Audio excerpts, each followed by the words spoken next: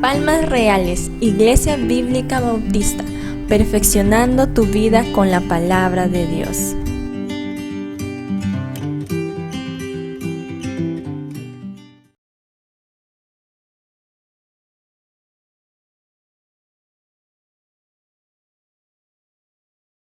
Ya la semana pasada iniciamos este nuevo capítulo de Primera de Tesalonicenses, capítulo 4.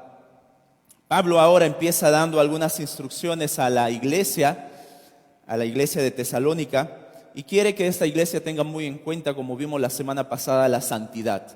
La santidad en cuanto que era la voluntad del Señor, en no jóvenes, hermanos adultos, no entrar en inmoralidad sexual, cualquiera sea, tener cuidado con ello, amar a nuestro hermano, que ese amor vaya en crecimiento en mucho más para que podamos tener una característica que no sea usual de lo que hay en el mundo, que nos lleve mucho más allá ese amor, que vaya creciendo más y más, y sobre todo el ser responsables en nuestros trabajos, en nuestros deberes, ocuparnos en nuestros asuntos, dice Pablo en el capítulo 4 que ya habíamos leído. Hoy vamos a abarcar la siguiente parte de la instrucción que Pablo sigue haciendo a esta iglesia.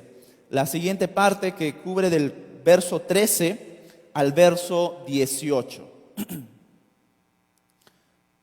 Primera de Tesalonicenses capítulo 4, verso 13 al verso 18. Dice así la palabra del Señor. Tampoco queremos, hermanos, que ignoréis acerca de los que duermen, para que no os entristezcáis como los que no tienen esperanza. Porque si creemos que Jesús murió y resucitó, así también traerá Dios con Jesús a los que durmieron en él. Por lo cual os decimos esto en palabra del Señor, que nosotros que vivimos, que habremos quedado hasta la venida del Señor, no precederemos a los que durmieron. Porque el Señor mismo, con voz de mando, con voz de arcángel y con voz de trompeta de Dios, descenderá del cielo, y los muertos en Cristo resucitarán primero. Luego nosotros, los que vivimos, los que hayamos quedado, seremos arrebatados juntamente con ellos en las nubes para recibir al Señor en el aire, y así estaremos siempre con el Señor. Por tanto, alentaos los unos a los otros con estas palabras. El tema que yo tengo en esta noche, que he titulado a este sermón, es anímense, el Señor viene. Amén. Anímense, el Señor viene.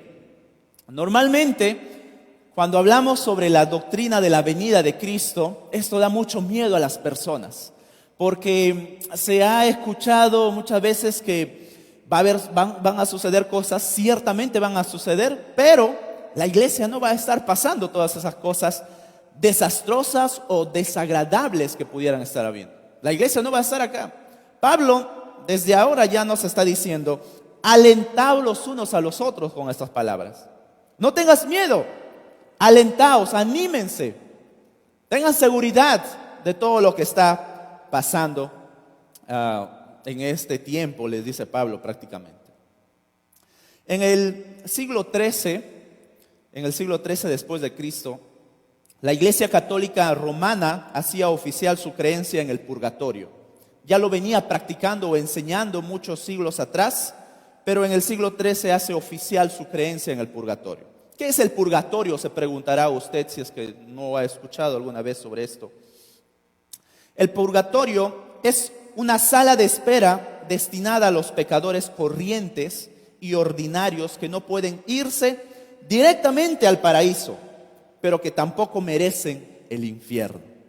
Eso dice la Iglesia Católica acerca del purgatorio. Y la pregunta entonces es, si es una sala de espera, ¿cómo es que salgo? ¿Tengo que sacar una cita?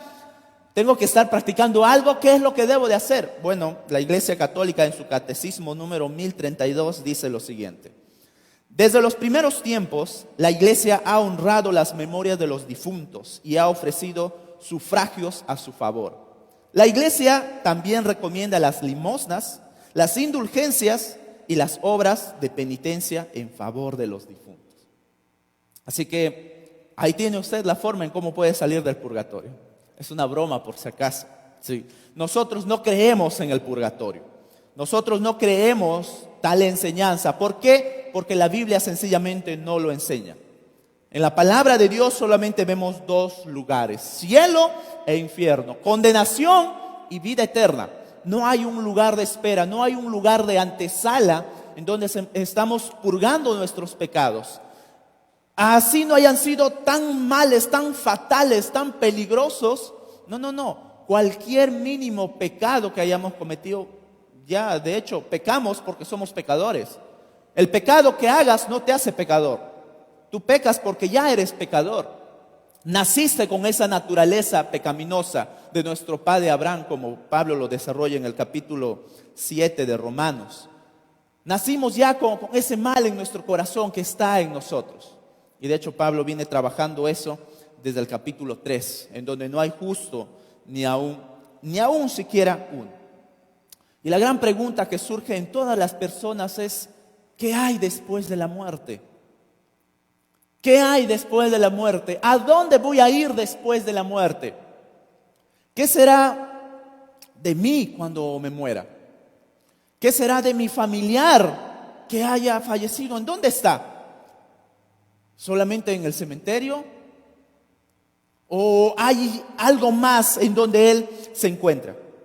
¿O sencillamente la muerte no acaba allí? ¿Hay algo más quizás que debemos de saber, que debemos de entender? Esa es una preocupación muy común en nuestros días, en donde las personas que no creen en Dios sencillamente creen que todo sufrimiento se acaba con la muerte. Todo sufrimiento se acaba con la muerte. Mentira, el sufrimiento va a ser eterno si no has puesto tu fe en Cristo Jesús. Lo que está pasando aquí solamente es una antesala del sufrimiento, de lo que, si no tienes a Cristo Jesús en tu vida, vas a sufrir eternamente. Y Pablo quiere dejar esa seguridad en los creyentes. Así que lo que va a desarrollar él es una de las mejores defensas de la esperanza que el cristiano pueda tener. Una de las mejores defensas para la fe del Hijo de Dios. ¿Qué será después de la muerte? Aquí viene lo que Pablo va a decir. Así que mi hermano, mi hermana, usted que ha puesto su fe en Cristo, usted y yo tenemos una esperanza que incluso sobrepasa nuestra imaginación y nuestro entendimiento. Porque hay cosas que nos quedan cortos cuando hablamos del entendimiento, pero la gran verdad de lo que hay después de ello, puesto nuestra fe en Jesús, sobrepasa nuestro entendimiento. Para entrar un poquito en contexto, la iglesia de Tesalónica, al parecer, habían entrado en un estado de tristeza, porque muchos de los hermanos que habían creído en Cristo ya habían muerto. Estaban esperando la venida de Cristo Jesús. Ya viene Cristo, que venga. Lamentablemente habían muerto y se quedaron con esa incógnita. Oye, entonces, ¿qué va a ser de los hermanos que han muerto? ¿No van a ver la venida de nuestro Señor? Y los hermanos que estaban vivos estaban obviamente muy apenados por aquellos que habían fallecido. ¿No van a ver cuando nuestro Señor venga? ¿Qué va a ser de ellos? Otros, por el contrario, habían dejado de trabajar. Eso lo vamos a ver en 2 de Tesalonicenses, que en unas cuantas semanas lo estaremos entrando. Otros habían dejado de trabajar. Bueno, ¿para qué voy a trabajar si a Cristo viene? Empezaron a vender sus terrenos, empezaron a tirarse al olvido, como se dice. Y Pablo, en reprender a esa iglesia: el que no trabaja, que no coma. Y que no trabaja, que no coma, porque no va a estar siendo sostenido ese vago, ese ocioso. Que trabaje con su esfuerzo. Pablo les llama la atención a estos hermanos. Y por eso es que Pablo empieza haciendo esta afirmación a los hermanos con un sentido de ánimo. ¿Cuál es esa afirmación? Es que los cristianos, los hijos de Dios, tenemos una esperanza. Tenemos una esperanza que va más allá de la muerte o después de la muerte. Escucha lo que dice el verso 13. Tampoco queremos, hermanos, que ignoréis acerca de los que duermen, para que no os entristezcáis como los otros que no tienen esperanza. Hay una afirmación que los cristianos tienen una esperanza. Sin embargo, Pablo le dice a la iglesia: no quiero que ustedes ignoren. No ignoren, no desconozcan esta verdad. Mis hermanos, nosotros muchas veces ignoramos un sinnúmero de cosas, ¿verdad? Puede ser que por desconocimiento, es decir, nunca nos han enseñado y realmente no sabemos de lo que nos están hablando y por eso no hay ningún interés. Puede ser eso una razón. Pero Pablo les dice: yo no quiero que ustedes ignoren. ¿Qué habría pasado con Pablo? La verdad que podremos mencionar algunas opciones. ¿Acaso le faltó tiempo para enseñar a esta iglesia sobre la venida del Señor? Recuerden, según Hechos 17, Pablo estuvo solo 3 semanas en Tesalónica. Solo 3 semanas. ¿Serán 3 semanas tiempo suficiente para enseñar a una iglesia sobre la venida del Señor? Los que han estudiado con el pastor Fernando doctrina sobre la venida de Cristo, que se llama escatología, han podido ver que normalmente son 2 semestres, ¿verdad, Javier? Son 2 semestres. Prácticamente un año completo para poder entender todo ese misterio de la gran venida de nuestro Señor. Compare 3 semanas con el que Pablo estuvo. 3 semanas sencillamente. Mientras yo recuerdo haber llevado a mis hermanos los 2 semestres y créanme que no me acuerdo de mucho lo que aprendí en aquel tiempo. Sin embargo, con el estudio propio uno va recordando cosas y va enlazando lo que nos han enseñado. Y Pablo solo estuvo 3 semanas. Significa que Pablo le habrá faltado tiempo. Por eso es que le dice: yo no quiero que ignoren. Bueno, podría ser una opción eso, que le haya faltado tiempo a Pablo para explicar todo eso. O Pablo de repente vio necesario enseñar otros temas. La verdad que, podríamos inclinarnos a una de estas, pero podemos ver en la referencia de la carta, capítulos antes de Tesalónica, que Pablo estuvo día y noche con ellos, enseñando a tiempo y fuera de tiempo.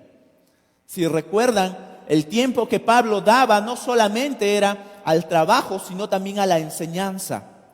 Podría estar trabajando y compartiendo las doctrinas del Señor. Podría estar aconsejando y ahí mismo instruyendo a los hermanos. Podía de repente estar haciendo cualquier otra cosa de madrugada, visitando de noche, en la mañana, en la tarde. En cualquier momento Pablo estuvo siempre capacitando a estos hermanos. Así que al parecer sabían algunas cosas, pero sucede que muchas veces nosotros somos olvidones, así como yo le comento. Y se nos pasa a veces algunas cosas. Y por eso es que yo no quiero que ustedes ignoren este tema, les dice Pablo.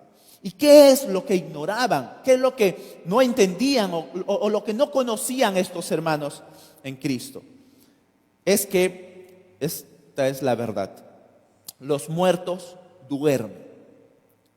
Los muertos duermen. ¿Qué es eso que los muertos duermen?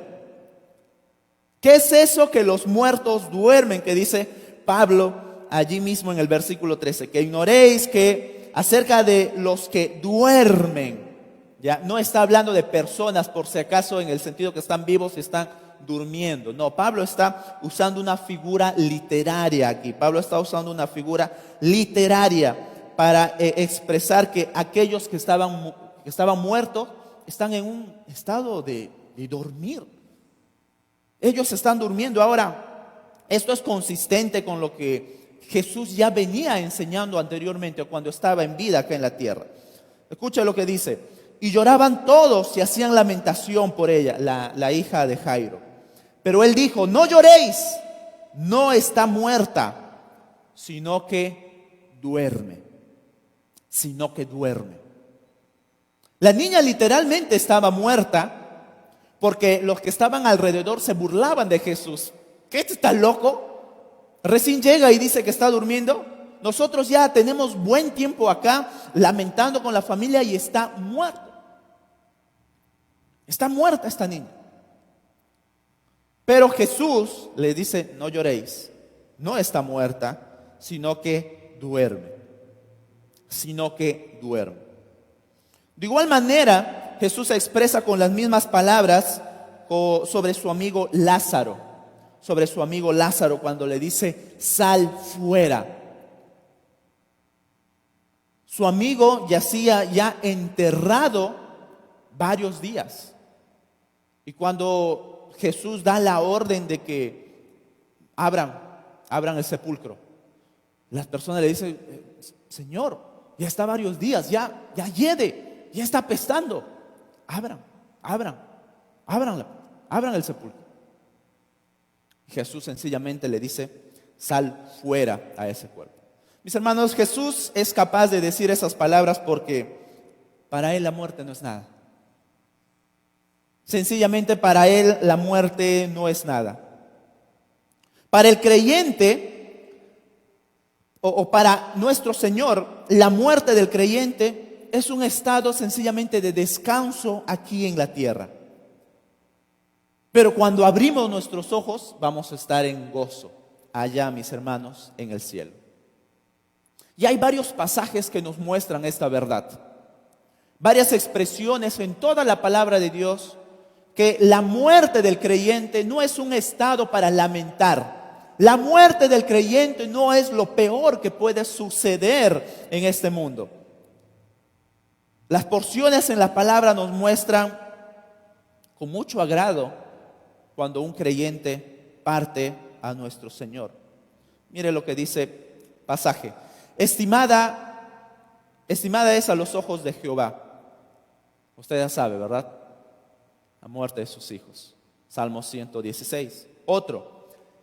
Otra expresión. Llevado por los ángeles al seno de Abraham, al gozo de Abraham, a su lado de Abraham.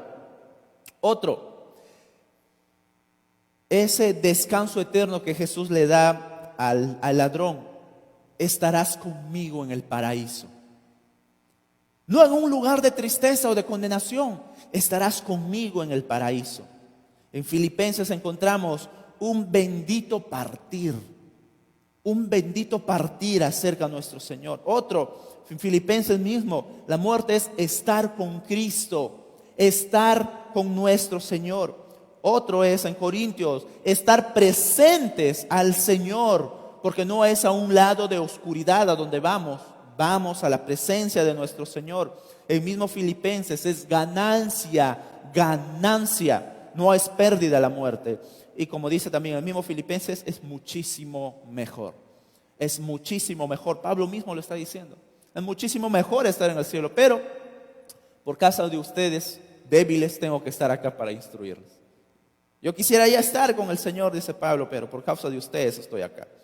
Ahora, por favor, no quiero que usted me vaya a malentender porque de repente está causando incógnita. Entonces es un descanso acá en la tierra. Entonces aquellos hermanos que mueren, ¿qué están? Descansando, sencillamente durmiendo. Su alma está allí con ellos. Es decir, solamente están esperando. No, para nada, mis hermanos. Cuando el creyente muere o el ser humano muere, su alma puede ir a dos lugares. Uno con Dios y otro al infierno o a la condenación eterna. El cuerpo es el que se queda acá. Pablo hace referencia a ese cuerpo que duerme, es decir, a lo material. Es el cuerpo el que duerme y no nuestra alma. Nuestra alma se va con nuestro Señor. El cuerpo es el que duerme, quedándose aquí en la tierra. ¿Y para qué Pablo está diciendo esto? Con una razón muy sencilla. Porque Pablo tiene muy en cuenta todo lo que está sucediendo alrededor. Y quiere que nos diferenciemos como quien tiene esperanza. Escuche lo que dice allí mismo en el verso 13. Para que no os entristezcáis como los otros que no tienen esperanza. Para aquellos que no tienen esperanza. Lamentablemente el que no tiene a Cristo no tiene esperanza. Si tú no has puesto tu fe en Cristo Jesús, no has creído en Él y no te has arrepentido de tus pecados, lamentablemente esa esperanza aún no está puesta en ti. Ahora yo quiero que pongamos atención, mis hermanos, porque quizás la forma en como estoy diciendo es un poco dura, un poco seca, pero Pablo en este verso no está negando la tristeza que debe haber en el creyente en la pérdida de un familiar o sobre todo en un hermano en Cristo que tiene la fe en Cristo Jesús. Pablo no está negando que tengamos tristeza. Claro que debemos de llorar, claro que nos va a doler, claro que va a poder profundizar ese dolor en nuestra alma, en nuestro corazón. Tiene que hacerlo, tenemos que pasar por un duelo, porque extrañamos o amamos a ese familiar que hemos perdido. Pero mis hermanos, lo que Pablo está diciendo acá, que ese dolor o esa tristeza no debe de llegar a una dolencia extrema. No debe de llegar a un extremo de tal manera que no haya diferencia entre los que tenemos fe y los que no tienen fe. Que puedas llorar desconsoladamente como si no vas a volver a ver a ese familiar o amigo que ha puesto su fe en Cristo. Claro que debemos de tener tristeza, pero hay un límite para el creyente, porque entiende que no es una pérdida, sino que estará un día viendo a ese hermano, a ese familiar que ha puesto su fe en Cristo, cuando estemos allá en el cielo con nuestro Señor. Somos llamados en este pasaje que hace Pablo a mostrar nuestra esperanza que tenemos en Cristo Jesús. Hasta incluso, mis hermanos, en ese momento de tristeza, somos llamados a dar buen testimonio como hijos de luz. Somos llamados a dar testimonio de nuestra esperanza que hemos puesto en Cristo. Nos debe doler la pérdida. Debemos incluso de tener un tiempo de dolor o de duelo, pero no a un extremo que a nosotros como creyentes se nos olvide aquella esperanza que tenemos en Cristo. De tal manera que nos parezcamos a un gentil que no tiene esa esperanza. Confiamos en Cristo Jesús. Así que yo personalmente me pongo triste cuando recuerdo a mis hermanos que ya han partido. Me pongo muy triste, me pongo a recordar sus momentos. Incluso tengo presentes en mi vida muchas cosas, tanto materiales como espirituales. Y la verdad es que la esperanza en Cristo pesa más. Cuando empiezo que veré a mis hermanos allá en el cielo, se me va toda tristeza. Increíblemente, la balanza, mis hermanos, se eleva cuando pienso en el gozo que tengo en Cristo y que un día los veré. Y como que, esto parece un poco de broma, pero como si me estarían haciendo, como decimos nosotros, no, cachita. Yo estoy acá bien y tú estás ahí sufriendo. En esta tierra, preocupaciones, dolores de cabeza, el futuro, lo que va a ser, etcétera, lo que se me viene o cualquier otra cosa más. Y yo estoy acá tranquila en el gozo de mi Señor. Y eso es lo que pasa con nosotros los creyentes. Tenemos una esperanza, amén. Espero que pueda ser una verdad en su vida. Ahora, ¿por qué pesa más esta verdad? ¿Por qué pesa más esta esperanza que tenemos en Cristo? Porque hay un ancla en el creyente. Hay un ancla firme, sólida en el creyente, que es la muerte y la resurrección de Cristo. Verso 14. Porque si creemos que Jesús murió y resucitó, así también traerá Dios con Jesús a los que durmieron, que dice, en Él. Esta verdad, mis hermanos, es lo que da sentido a nuestra esperanza. Esta verdad sólida, concisa, clara, y es una verdad absoluta a nivel universal, es la que da sentido a nuestra esperanza. No solamente a nuestra esperanza, sino a toda nuestra fe. Dice Pablo, y si Cristo no resucitó, vana es entonces nuestra predicación. Vana es también nuestra fe. 1 Corintios 15, 14. Si Jesús no ha resucitado, entonces ¿qué estamos creyendo? Estamos creyendo una mentira. Estamos creyendo algo que no sirve de nada. Y por eso es que Pablo les recuerda a esta hermana, a estos hermanos, porque si creemos que Cristo o Jesús murió y resucitó, es una afirmación que Pablo está dejando en claro a los hermanos. Creemos que Él murió y que Él resucitó, y por tanto nuestra fe también es segura, nuestra fe también es creíble. Ahora note cómo Pablo tiene mucho cuidado al usar las palabras, porque en el verso 13 usó la palabra Dormir, que es un eufemismo, es una figura literaria para referirse a los hermanos que están muertos. En el verso 3 se usó esa palabra, dormir, pero ahora está usando la palabra literal morir. Morir en Cristo. Lo que dice, porque Jesús murió y resucitó. Pablo no dice Jesús durmió y se levantó o se despertó. Pablo está teniendo mucho cuidado al usar estas palabras porque quiere que los hermanos no se vayan a confundir. Mis hermanos, sencillamente es porque Jesús no durmió.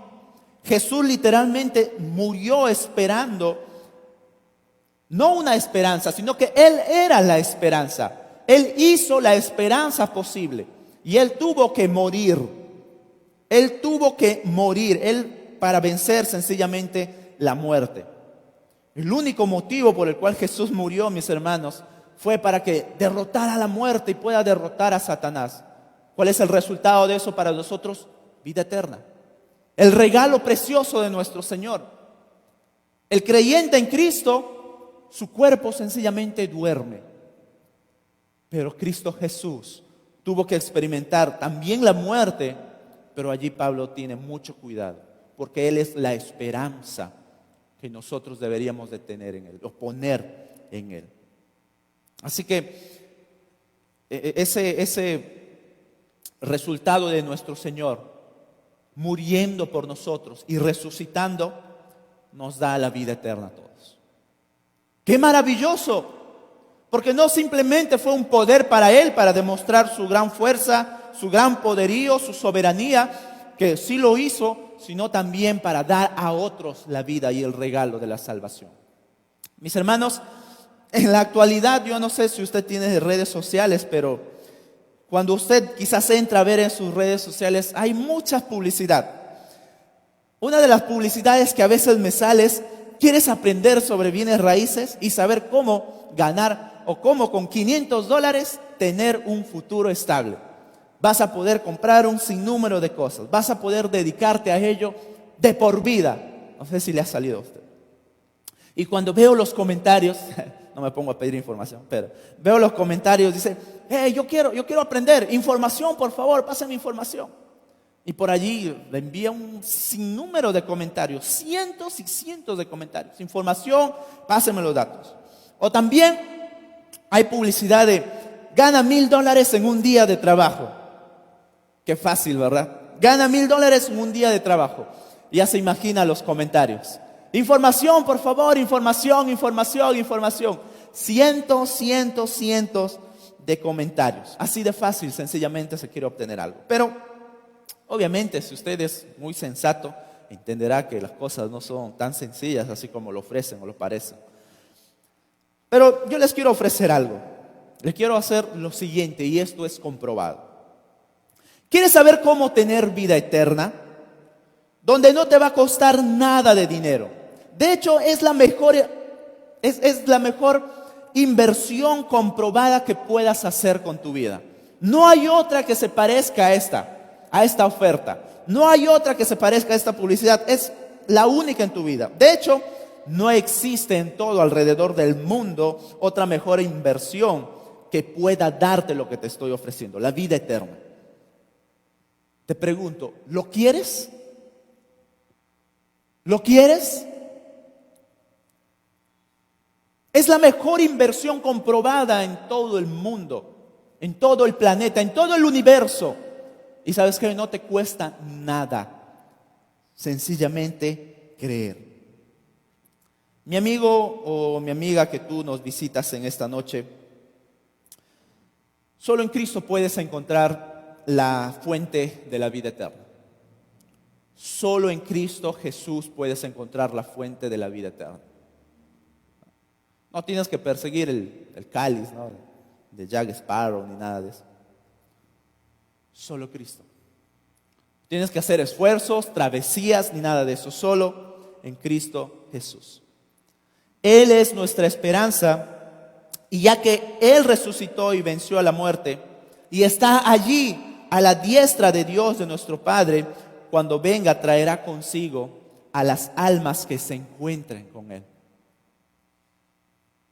ya que Él es la fuente de la vida eterna, aquel que murió y resucitó, aquel es el que vendrá con poder, trayendo a nuestros hermanos en Cristo, a nuestros familiares que tenían su fe en Jesús, vendrán con Él de su lado. Dice verso 14, así también traerá Dios con Jesús a los que durmieron en Él. Así traerá Dios juntamente con Jesús a los que durmieron en Él. ¿Se da cuenta? Ese es el poder, mis hermanos, en el cual nosotros creemos y descansamos. Ahora, note cómo Pablo está uniendo estas dos ideas. Así también traerá Dios. Con el poder de Dios es el que Jesús, nuestro Señor, resucitó, sencillamente porque Él también es Dios. Con ese mismo poder de la resurrección y del vencer el pecado y la maldad y la muerte, con ese mismo poder, con esa misma soberanía, traerá a aquellos hermanos que están con Él. ¿Se da cuenta? Esa es la verdad que nosotros creemos, esa es nuestra fe en quien nosotros, mis hermanos, creemos. Ese es el poder con que ellos van a venir a nuestro lado. Y lo que Pablo dice a continuación en el verso 15, esto que les estoy diciendo es palabras del Señor. Lo digo esto en palabras del Señor. Es decir, yo no le estoy inventando, yo no estoy haciendo un capricho mío, yo no estoy creando una nueva filosofía, un nuevo pensamiento. Todo esto es palabra del Señor. De hecho, toda la Biblia es palabra del Señor, pero Pablo usa un énfasis especial en decir, esto lo que les estoy diciendo es palabra del Señor.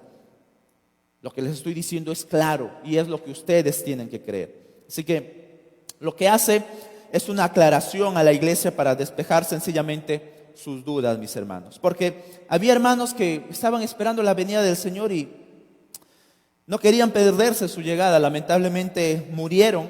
Así que Pablo les recuerda que ellos, aquellos hermanos que han muerto, no se perderán la llegada de Jesús. No van a perderse la llegada de Jesús. Es más, los hermanos vivos no vamos a tener ventaja, si es que nosotros estamos vivos, no vamos a tener ventaja cuando Jesús venga.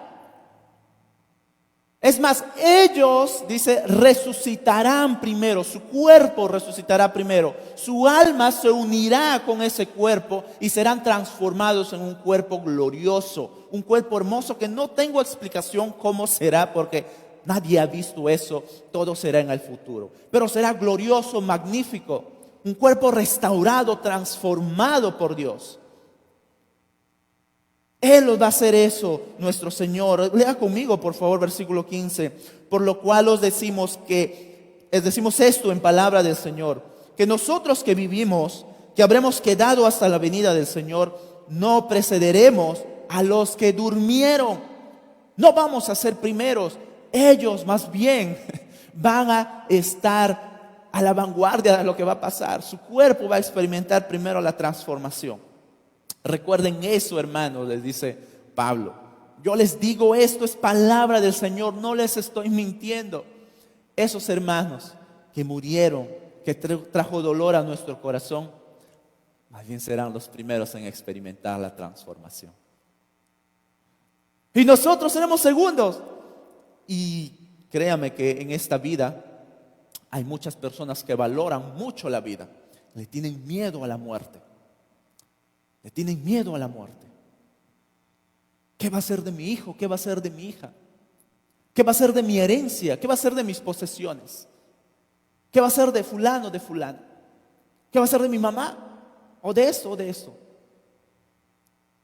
Y Pablo quiere que el creyente tenga muy en cuenta que la llegada del Señor puede suceder pronto y debemos de estar preparados para ello. Así que lo siguiente que sucede a esto es la resurrección de los muertos. Verso 16. Porque el Señor mismo, con voz de mando, con voz de arcángel y con trompeta de Dios, descenderá del cielo y los muertos en Cristo, ¿qué cosa? Resucitarán primero. Mis hermanos, esos cuerpos se levantarán y serán transformados. Las almas se unirán en uno solo y van a ser un cuerpo en gloria resplandeciente.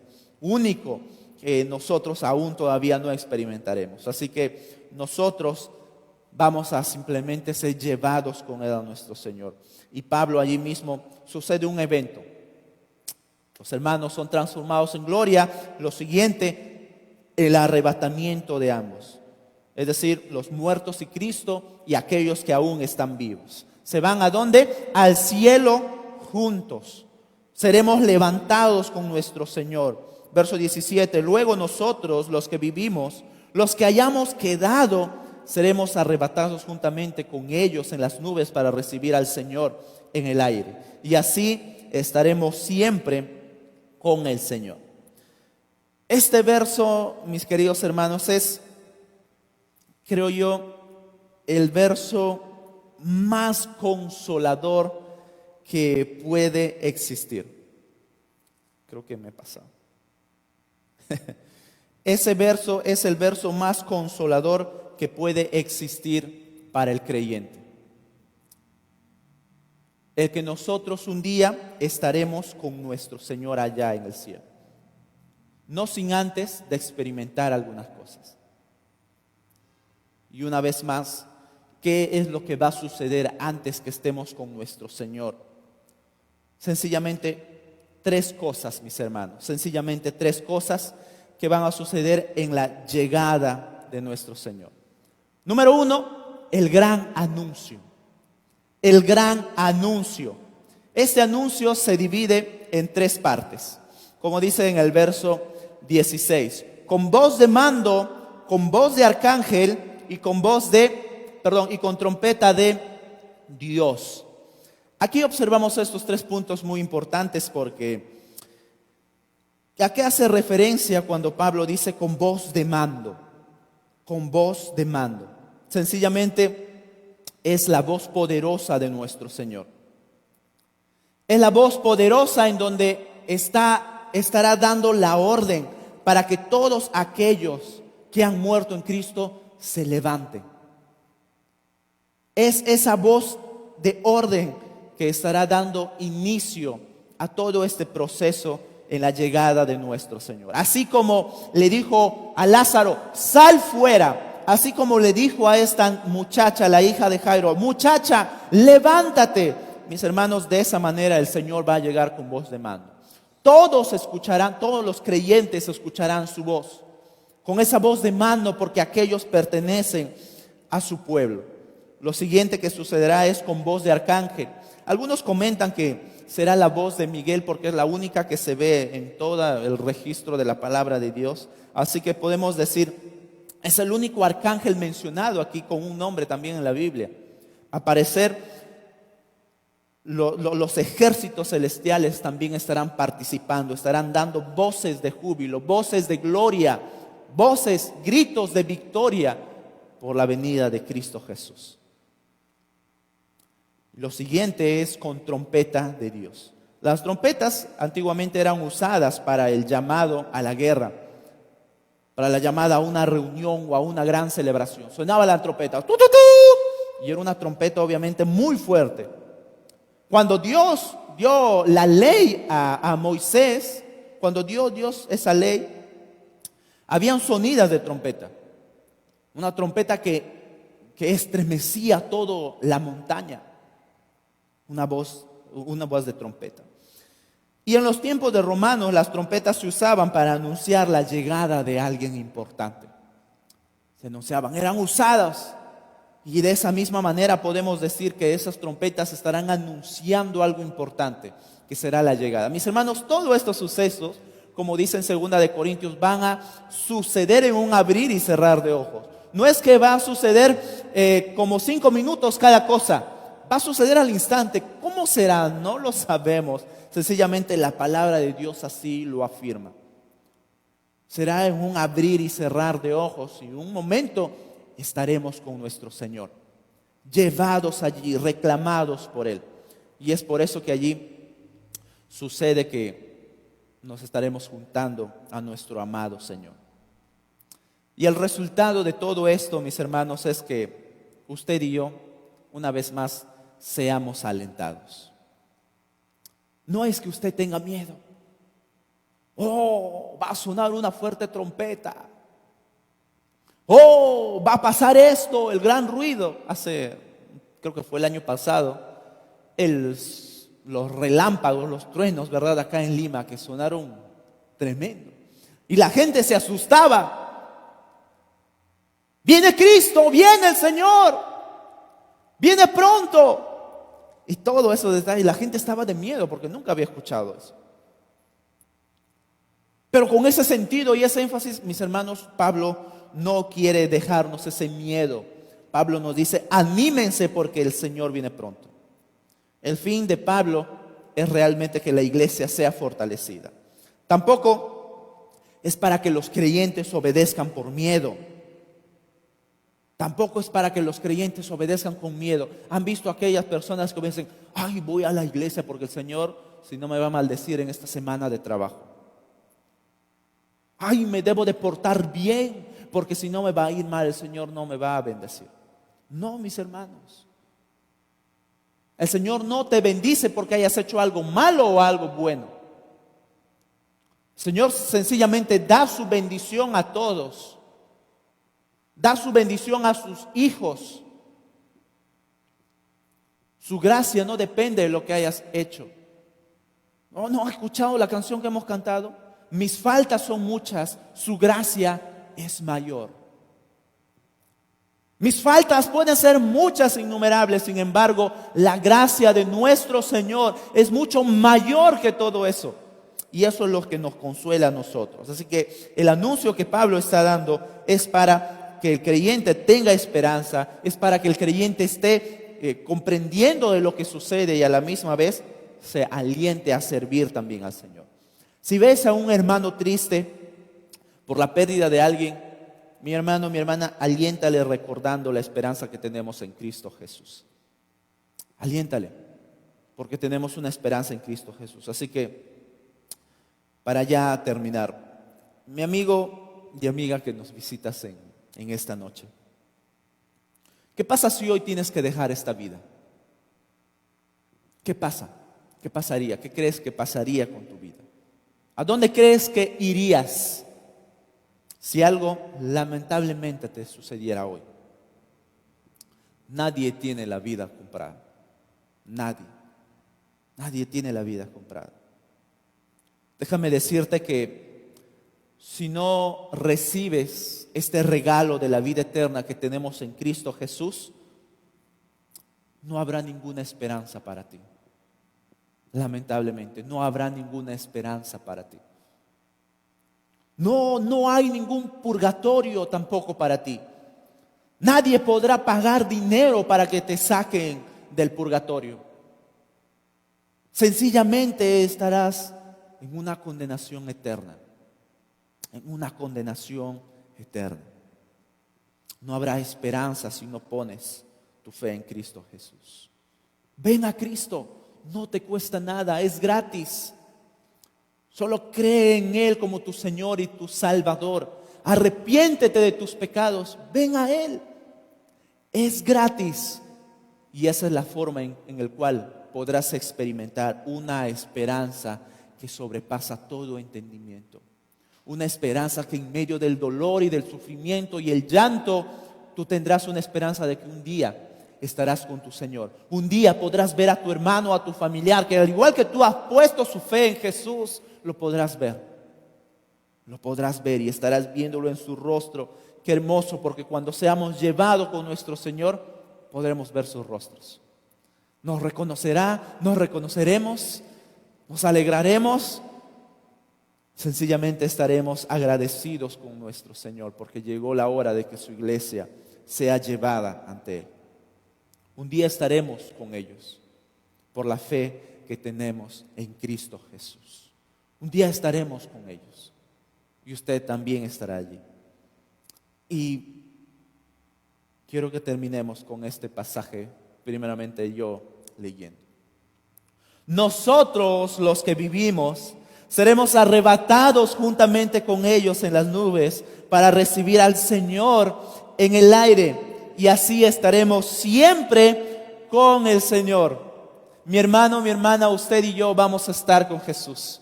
Usted y yo vamos a ver su rostro resplandeciente por esa esperanza. Que tu fe no se apague, que tu fe no pueda ser apenado o puesto en tristeza, sino que puedas poner la esperanza en aquel que realmente murió para que sea nuestra esperanza, Cristo Jesús. Y tú, mi amigo, te invito para que vengas a Él y tengas esa esperanza en tu vida.